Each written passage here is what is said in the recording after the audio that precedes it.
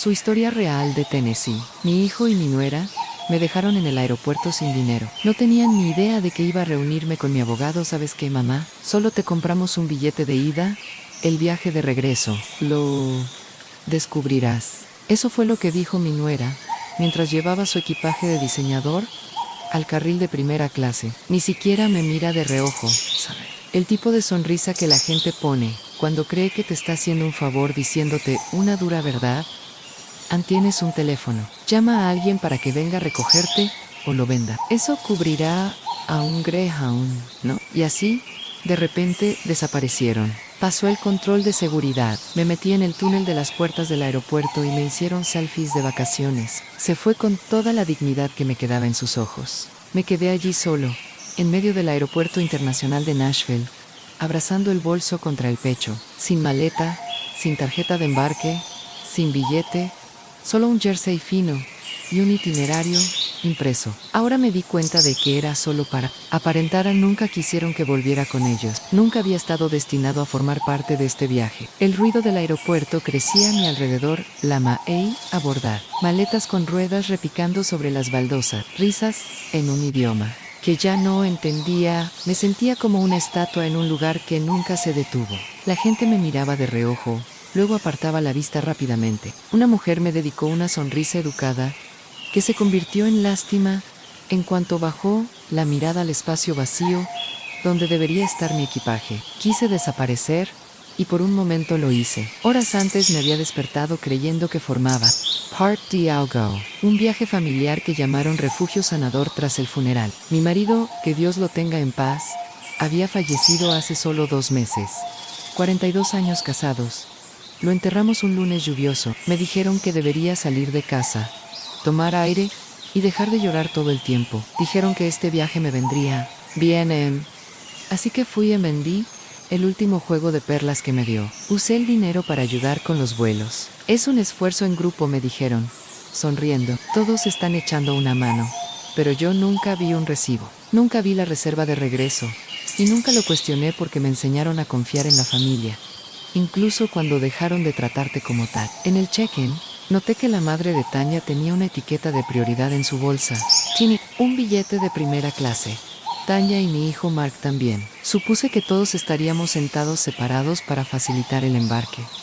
Tanya dijo que volverían a verme después del despegue. Pero eso fue antes de que escanearan mi ticket y me dijeran que ya había sido anulado. Perdón, señora. Aquí se muestra que no hay viaje de vuelta a tu nombre, dijo el encargado, con el ceño fruncido por esa mezcla de cortesía y temor que la gente siente cuando no quiere lidiar con lágrimas.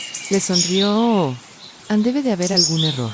Pero ni di la vuelta, ya se estaban alejando. Le seguí hasta la fila de seguridad, aún sosteniendo mi pequeña carpeta de documentos de viaje, y fue entonces cuando Tanya se giró, suspiró y dijo las palabras que ahora creo que habían sido ensayadas. ¿Sabes qué, mamá? Solo te compramos un billete de ida. El viaje de regreso, lo descubrirás. Lo dijo como si me estuviera diciendo cómo haría el tiempo mañana. Y cuando añadió la parte del teléfono, véndelo si necesitas dinero para el autobús, Mark no la corrigió. Ni siquiera me miró a los ojos. Simplemente se ajustó las gafas de sol y siguió caminando. Me dejaron allí como un recibo viejo, usado, tirado, innecesario. Me quedé allí mucho después de que desaparecieran por seguridad. Demasiado aturdido para moverse. Demasiado orgulloso para sentarse. No lloré, todavía no. Simplemente respiraba, una bocanada superficial a la vez. La última vez que sentí ese tipo de abandono, tenía 9 años, esperando a un padre que nunca volvía de un corto viaje al siguiente pueblo. Y aquí estaba yo de nuevo, cerrando el círculo. Solo que esta vez había criado a la persona que me dejó. La gente seguía moviéndose a mi alrededor. El mundo no se detuvo porque yo lo hiciera. Pasó un hombre con un carrito de bebé. Una mujer que hacía daño a adolescentes con uniformes de baile a juego gritó por encima del despacho. En algún lugar, un vuelo a Orlando comenzaba el embarque. Final el sol golpeaba las paredes de cristal justo como debía, y me dolía los ojos. Meyer el Mughal, no porque esperara un mensaje de Mark.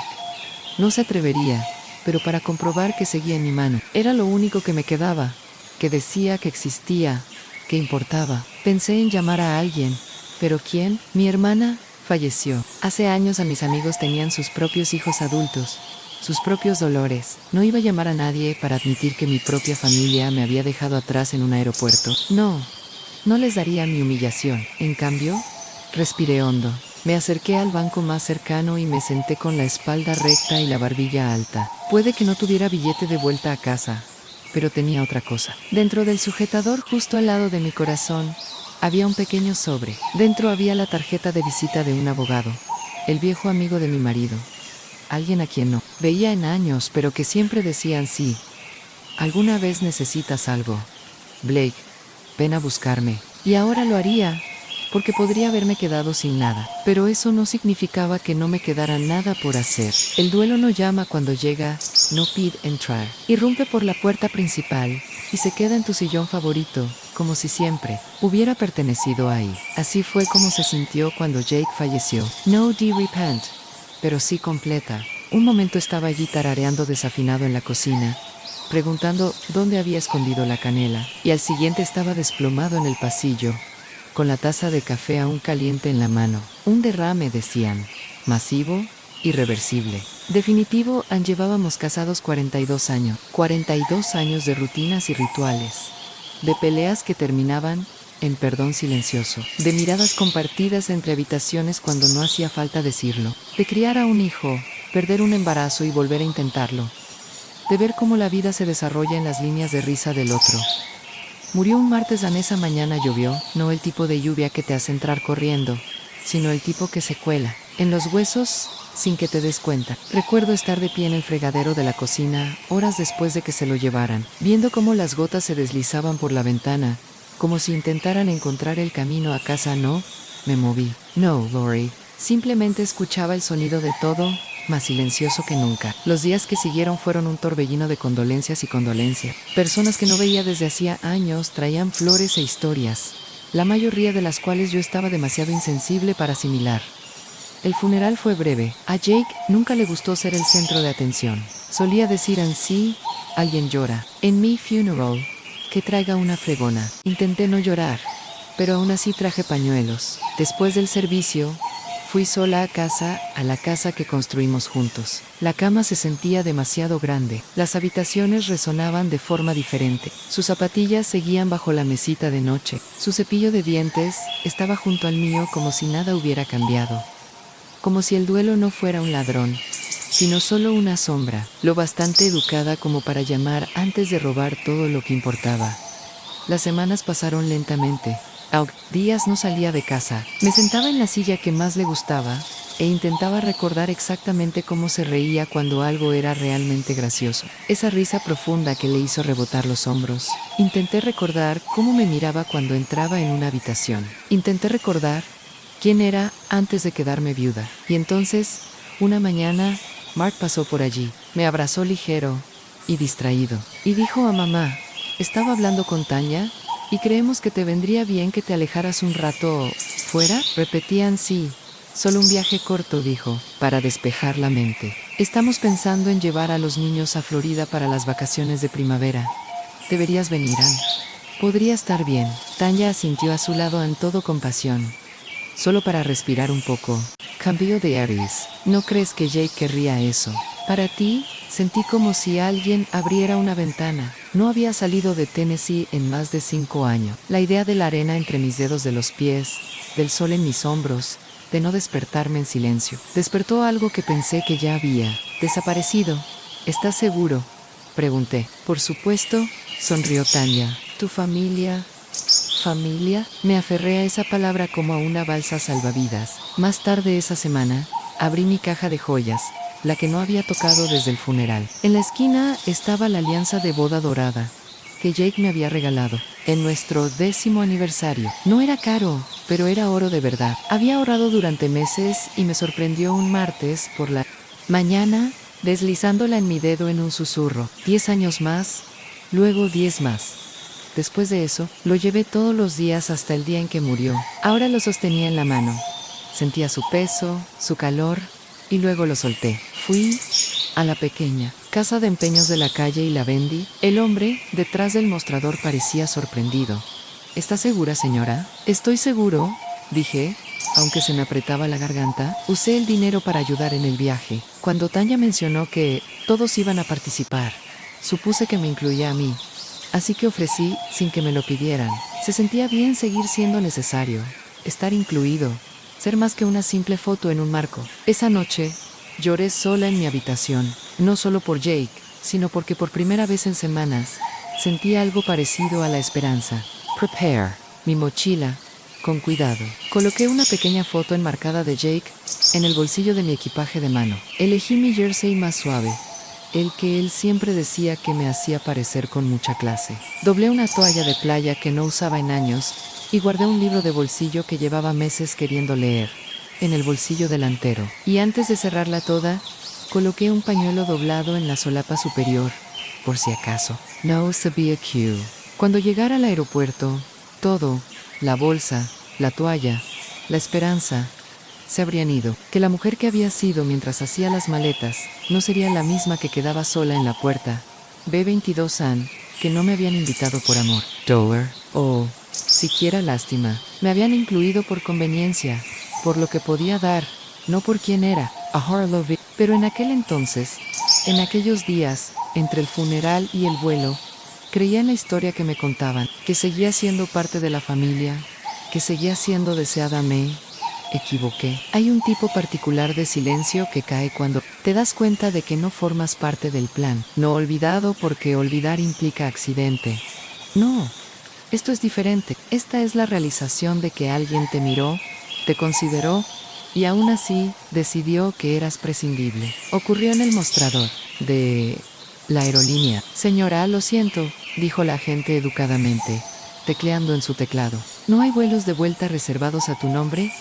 Parpadeé. Estoy con la familia de mi hijo, Monroe. La reserva debería estar bajo Monroe. Volvió a comprobar, esta vez con el ceño fruncido aún más. Veo un grupo de Monroe, pero los billetes, de ida y vuelta, son solo para 6 pasajeros. No estás en la lista. Me miró con esa empatía ensayada que deben practicar en el entrenamiento. De esas que dicen, siento mucho que tu vida se haya abierto de repente, pero aún tengo una línea. Detrás de ti. Sentí que se me cortaba la respiración. Tiene que haber un error. Podemos comprobar si hay un vuelo de vuelta disponible, ofreció. Pero tendría que comprarlo por separado. No respondí. Me giré despacio, escaneando el terminal bullicioso. Y vi a Mark y Tanya cerca de un puesto de café, riéndose de algo en su móvil. Me acerqué, aún sosteniendo mi itinerario impreso, los bordes ya húmedos por el sudor en las palmas. Mark, dije suavemente, el agente dice que no tengo billete de vuelta. ¿Puedes revisar el tuyo? Alzó la vista. Los ojos se movieron rápidamente. Un destello de incomodidad cruzó su rostro antes de ser reemplazado por una sonrisa a medias. Claro, sí, dijo, rascándose la nuca. Pensamos que quizá querrías quedarte un poco más. Ya sabes, disfrutar de un poco de paz y tranquilidad. Mi corazón se detuvo. ¿Qué? Intervino Tanya sin fingimientos. Solo te compramos un viaje de ida. Sé que los vuelos son caros. Y seamos sinceros, tienes tiempo de sobra. Estás retirado, ¿verdad? Pensé que era un viaje de ida y vuelta, dije, con la voz fina, casi infantil. Tanya se encogió de hombros, sorbiendo su café. Airzone Adulto, puedes averiguarlo. Tienes tu móvil en Wi-Fi, o llamar a alguien para que te ayude. Esto es unas vacaciones, no una campaña benéfica. Meyer Emmy dijo Mark. No me miró a los ojos. Simplemente tenía más sentido así, mamá. Pensamos que sería bueno que te quedaras unos días más. Quizá incluso ver a algunos amigos. No hice la maleta para más días. Bueno, dijo Tanya, ahora revisándose las uñas. Haiti, no podía hablar. Me quedé ahí de pie, aferrado a ese itinerario inútil, como si fuera un escudo.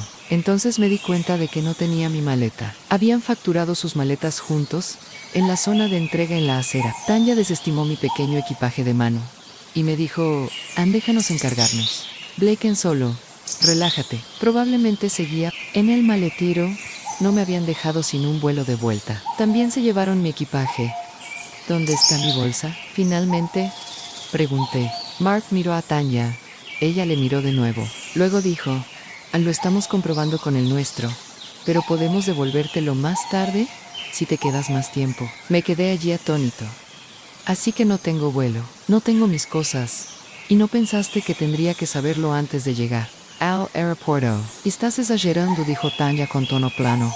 Dijiste que querías ser incluido. Bueno, así es como hacemos las cosas de forma flexible, añadió Mark. No queríamos decir nada con eso. Estás muy emocional desde que papá falleció y pensamos que esto sería más fácil. ¿Más fácil para quién? Pregunté. Ninguno de los dos respondió. En cambio, Tanya se agachó, cerró su bolso de diseñador y dijo, tenemos que ir a seguridad. Nuestro grupo de abordaje está casi terminado. Y eso fue todo.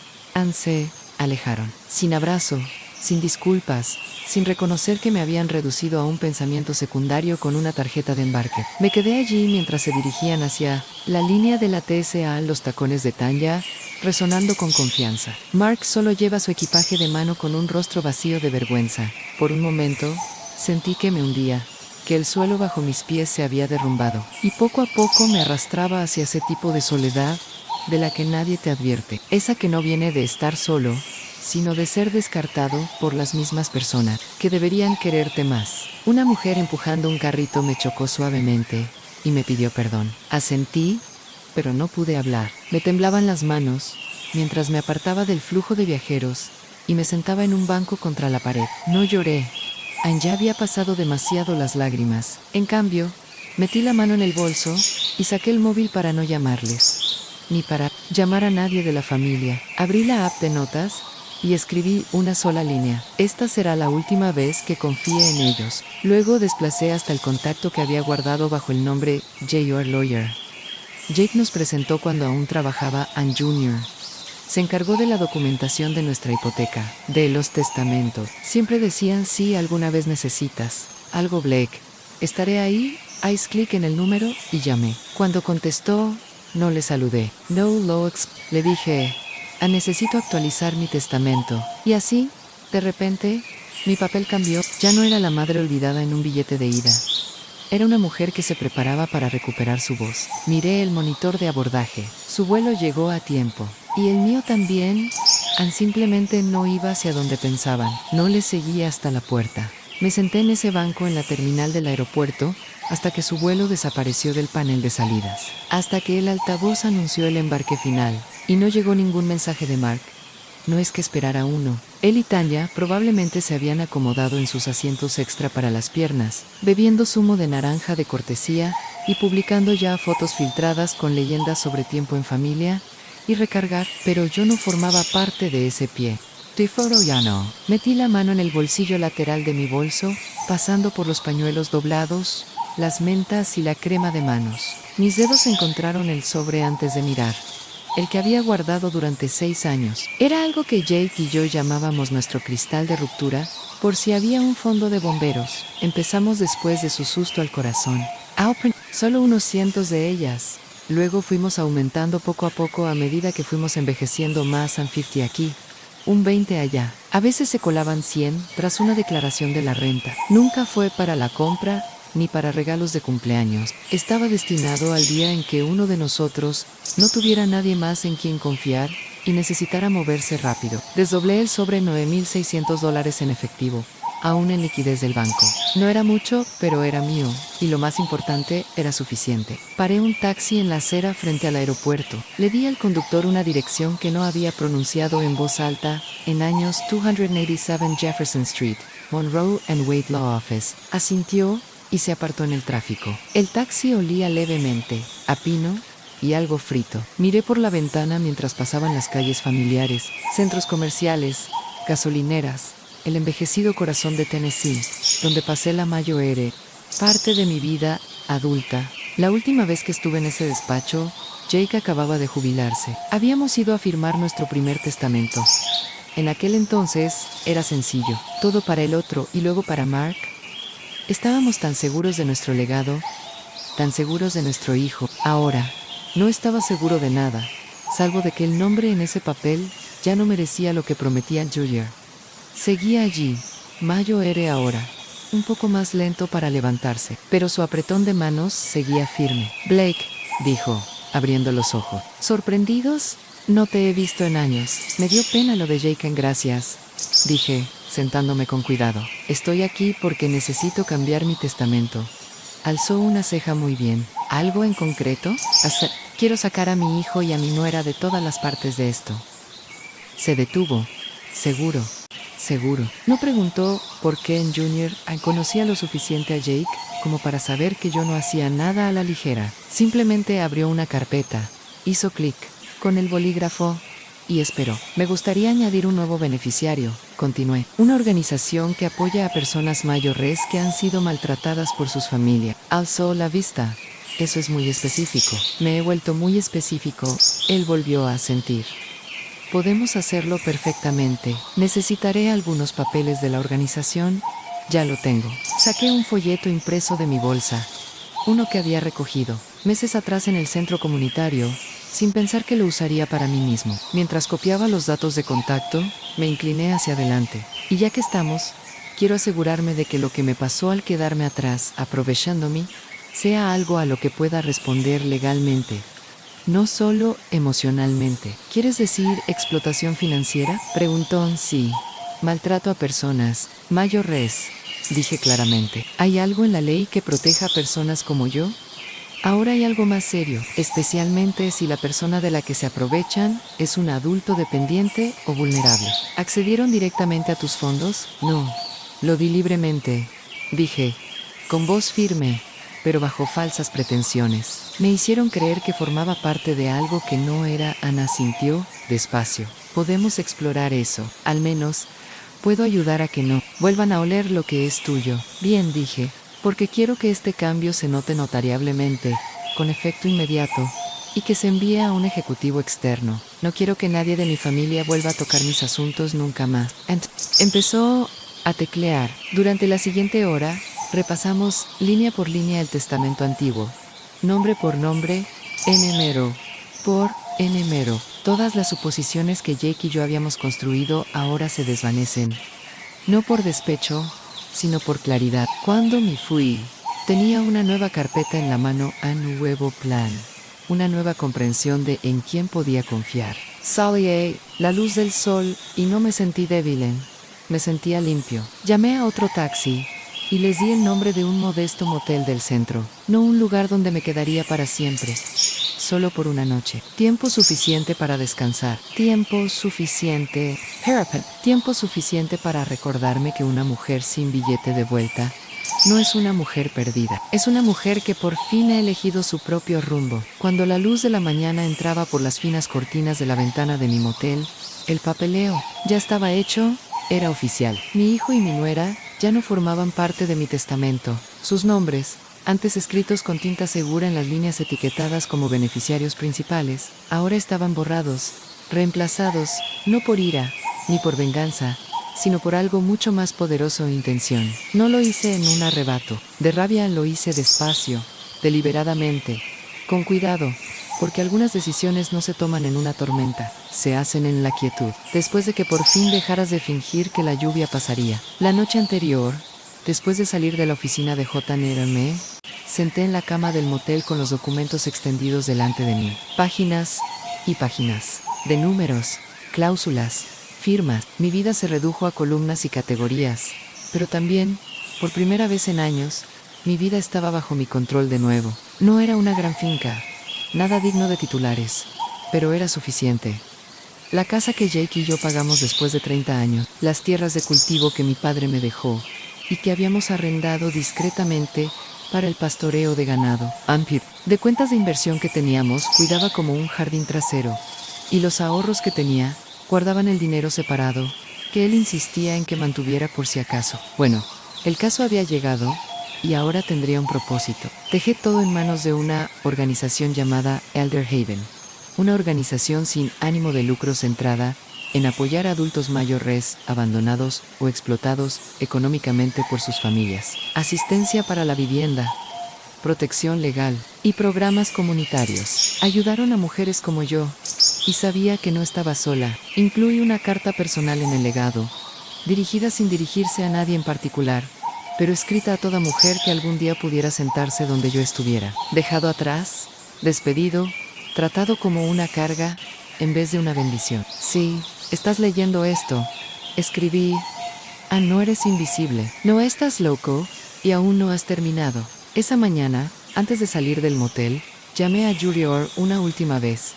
Quiero una copia digital, dije, escaneado y protegido con contraseña, enviado solo al correo electrónico que te doy ahora. No lo compartas con nadie más, ni siquiera si vienen... No me cuestionó entendido. Además, añadí que quiero que los originales estén guardados en tu oficina, cerrados con llave, ignífugos, con acceso solo tú y el ejecutivo que mencionaste. Hecho, Blecken, y si alguien de mi familia te contacta. Ni siquiera se detuvo. Les recordaré que fueron retirados por tu propia mano. Exhalé, ya estaba hecho. La cadena se había cortado. No con furia, sino con libertad silenciosa. Es extraño borrar a alguien que trajiste al mundo del futuro, que una vez soñaste para esa persona. Pero la verdad es que nunca debieron heredar lo que intentaron comprar con falta de respeto. La herencia no es solo cuestión de dinero. Se trata de confianza. Y la confianza, una vez rota, como la mía, no puede reconstruirse con llamadas telefónicas o flores a nada. Hay que ganárselo. Why, ni siquiera lo intentaron. Más tarde esa tarde, envié copias de mis documentos. No a mi familia, sino una caja de seguridad que abría mi nombre. Me declaré como único poseedor de la llave. Cambié las contraseñas de mis cuentas, actualicé todos los formularios de contacto de emergencia que aún mencionaban a Mark. Y cuando el cajero del banco preguntó, ¿quieres añadir a un familiar para el acceso? Sonreía, no, dije. Solo yo. Solo yo. Esas dos palabras antes sonaban solitarias, pero ahora sonaban a supervivencia, a fortaleza, a empezar de nuevo. No como madre de alguien, viuda de alguien, presencia de fondo de alguien, sino como una mujer que reclama la historia que aún tenía derecho a escribir. Mientras volvía al motel para coger mi mochila, pasé por un pequeño parque, donde los niños trepaban en los parques infantiles, gritando de alegría. Me senté en un banco un momento. Dejé que el sol me diera en la cara, y recordé algo que Jake solía decir: todo lo que plantes no crecerá, pero lo que lo plante es tuyo. Ese es tu legado. Ya había plantado suficiente. Ahora era el momento de cultivar algo nuevo. Volví una última vez, no para montar un escándalo, no para dar discursos, ni siquiera para despedirme, solo para tomar lo que era mío. Programé el camión de mudanzas para un martes por la mañana a mitad de semana, cuando sabía que Mark y Tanya estarían en el trabajo.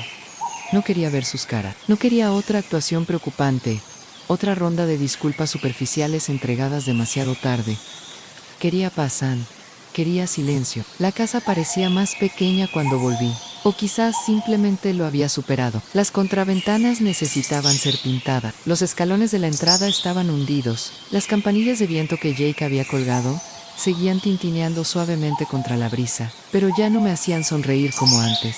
Ya no pasaba nada en esa casa. Entré con la llave de repuesto, aún escondida en la maceta, justo donde la habíamos dejado para emergencias.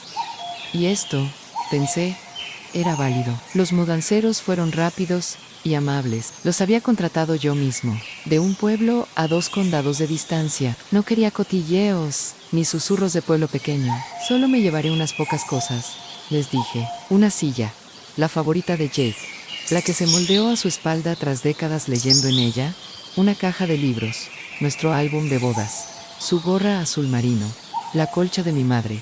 Nada más. Ni los muebles que compramos juntos, ni los pleitos que antes tenían asado dominical, ni el colchón que reemplazamos después de 30 años, porque él decía que merecía algo mejor. Solo las piezas que aún parecían verdad. Caminé despacio por las habitaciones, la cocina donde había horneado todas las tartas de cumpleaños, el salón donde bailamos en nuestro aniversario, solo nosotros dos, descalzos y un poco achispados, el pasillo donde Jake había caído ese día. El café seguía humeando en su mano. No lloré.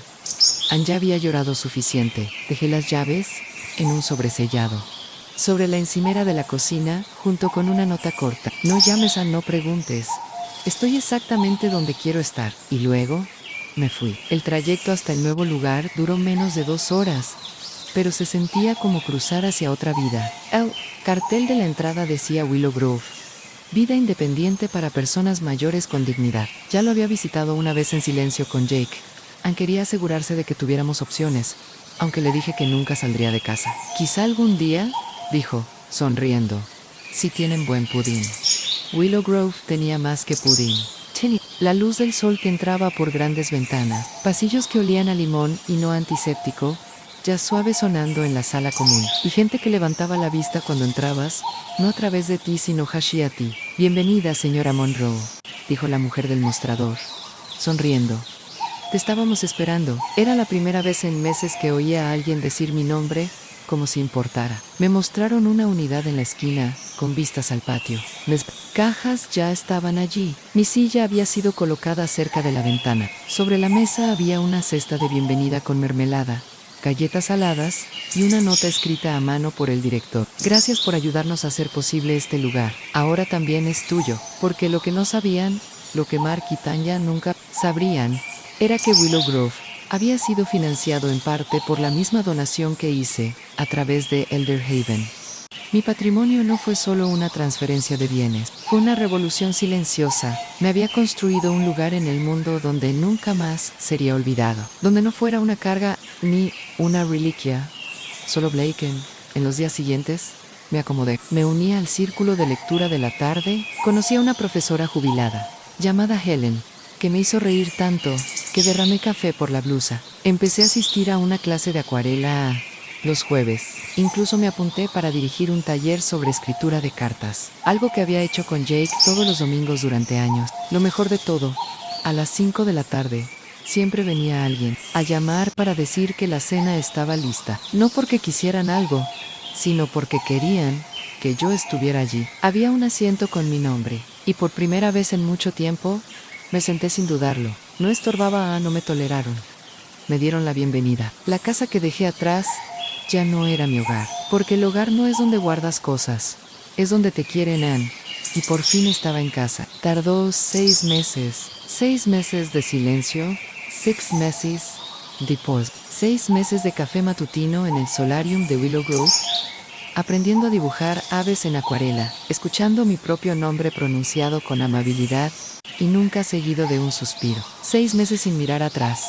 Y entonces llegó el día que había marcado en rojo en mi calendario privado, el que estaba discretamente clavado en la puerta de mi alambre. Notificación enviada. Esa mañana, Juliar me envió un correo con solo una frase. Se habían entregado cartas. A las 9, sí. No respondí. No hacía falta. A las 11, sí. El teléfono empezó a sonar. Mark, con 16 llamadas en un día, los vio llegar uno a uno. El nombre parpadeando en la pantalla de mi móvil. Un nombre que una vez amé con tanta intensidad que casi me desintegra. Un nombre que ahora solo provocaba la quietud en tranquilo. No respondí. No la primera llamada en la tercera, ni la 12ª, ni la de medianoche. No quedó ningún mensaje. Solo sonos y más tonos. Como el paseo frenético de alguien que por fin se ha dado cuenta de que la puerta está cerrada y que ya no es bienvenido dentro. A la mañana siguiente llegó el correo. Asunto lo siento, mamá, pero al menos déjanos quedarnos con el jardín. La abrí, no porque esperara sinceridad, sino porque tenía curiosidad. Curioso por cómo lo diría, curioso por saber si siquiera entendería de que se había perdido. Mark Monroe, 2 en Blake Monroe. Asunto, lo siento, mamá, pero al menos déjanos quedarnos con el jardín. Mamá, no sé qué decir. Tanya y yo recibimos la carta del abogado esta mañana, y ni siquiera sé por dónde empezar. No pensábamos que realmente lo hicieras. Mira, quizá nos equivocábamos. Quizá no gestionamos bien lo del aeropuerto. Quizá subestimamos lo herido que estabas. Tanya dice que no fue para sentirse como abandono. Solo pensó que preferirías quedarte unos días más. Sé que eso no justifica nada, pero esta madre estoy serio. Nos has apartado de todo. La casa, los ahorros, la tierra, incluso la cuenta conjunta que usamos para las matrículas escolares de los niños, ha sido congelada. No digo que no mereciéramos algo, pero nos estás dejando fuera por completo después de todo. Después de todos estos años, al menos déjanos quedarnos con la tierra detrás de la casa, el jardín. ¿Sabes? Los niños ayudaron a plantarlo. ¿Sabes? Significa algo. No somos perfectos, pero somos tu familia. ¿Podemos hablar, por favor?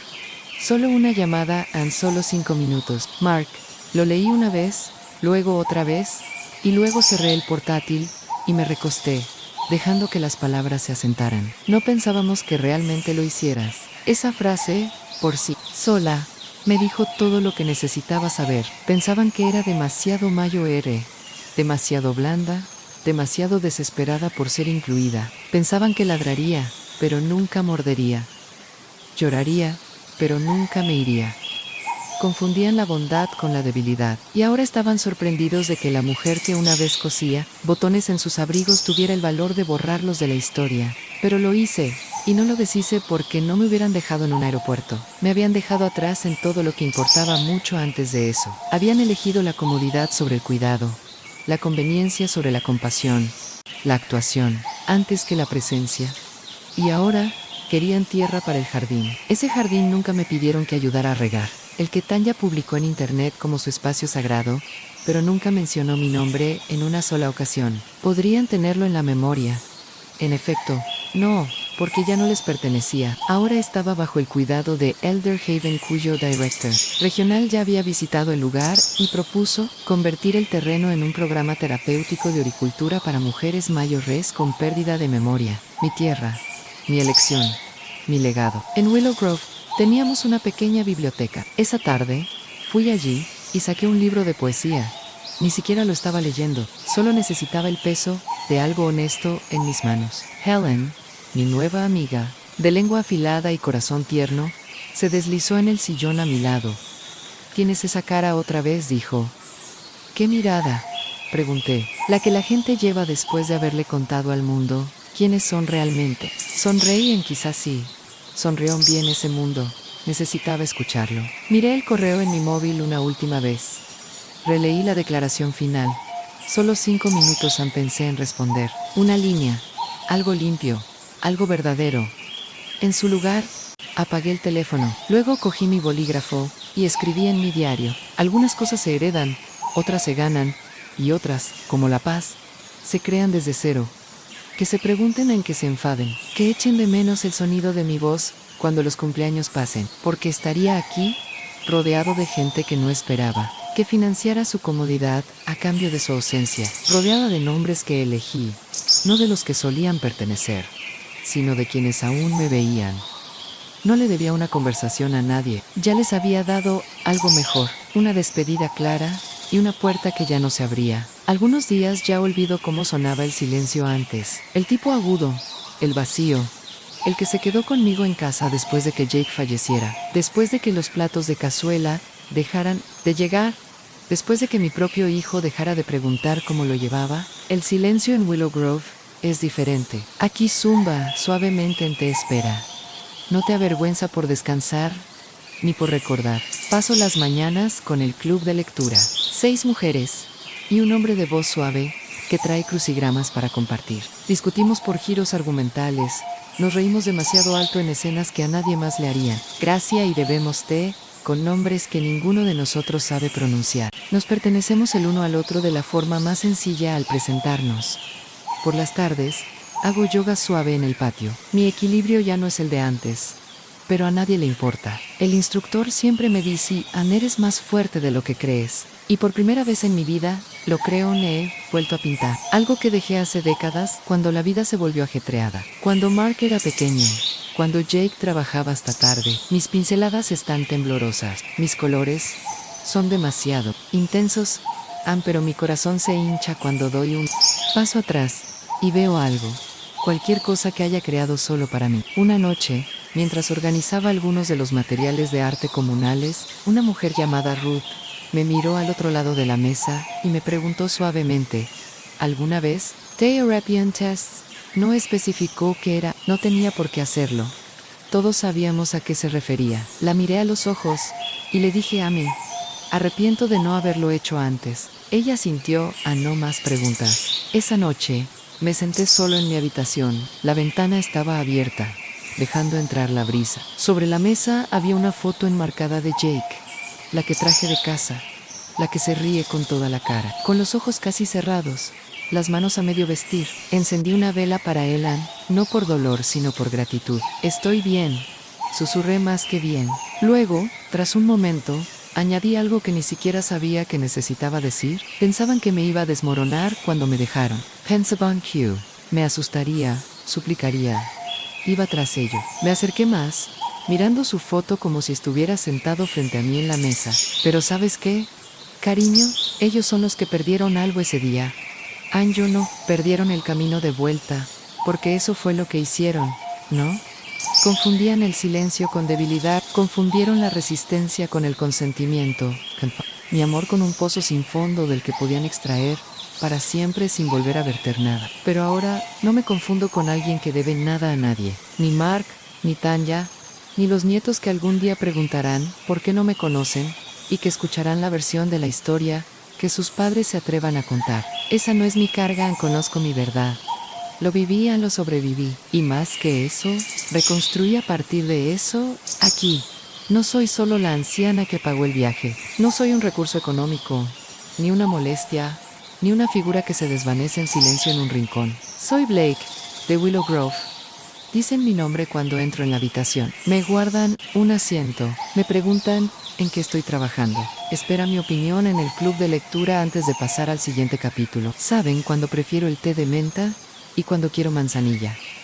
Lo recuerdan, les importa. Me ven y yo me veo a mí mismo. No como una reliquia, no como una historia que terminó cuando Jake falleció, sino como una mujer que vivió la peor clase de traición, la que se esconde tras sonrisas familiares y salió con su nombre intacto. A veces por la noche paseo solo por el patio, con la mano apoyada en el bastón, observando cómo la luz se derrama por las ventanas de la sala común. Pienso en la palabra legado, como todo el mundo quiere dejar algo atrás, pero quizá el legado más radical no sea el dinero sino la memoria. Es el derecho a escribir el final de tu propia historia, aunque tengas que romper el guión antiguo y empezar de cero. ESO Low Highs. Elegí nuevos nombres para incluir, nuevas tradiciones que construir, nueva familia para amar, no unida por la sangre, sino por la presencia, por la elección. Y eso, al final, es lo que es la familia de verdad. Elegido, querido, guardado. Why? Cuando soplo la vela cada noche, sonrío porque no debo gratitud a nadie que me haya hecho pequeño. Me lo debo a mí mismo por haberme levantado, por haberme ido, por encender la cerilla y ver cómo las mentiras se desahogaban en un me elegí. Amy mismo. Elegí la paz y elegí una nueva familia, una que nunca me dejaría en la puerta. Si esta historia te hizo doler el corazón, entonces lo hizo resurgir. Si alguna vez has dado todo a una familia que solo te recordaba cuando necesitaban más, si alguna vez te han dejado atrás y has tenido que elegirte a ti mismo solo para seguir adelante, entonces no estás solo. Estas son las historias reales de la abuela, donde no susurramos el pasado, lo hablamos con claridad, donde las mujeres olvidadas se acuerdan a sí mismas, donde el dolor silencioso se convierte en poder. Así que si crees que la dignidad no caduca con la edad, si crees que ser amable no significa ser débil, y si crees que la verdad sigue importando, aunque te lleve toda una vida decirla, suscríbete hoy a Grandma True Stories, porque cuando una abuela por fin cuenta su historia, el mundo escucha.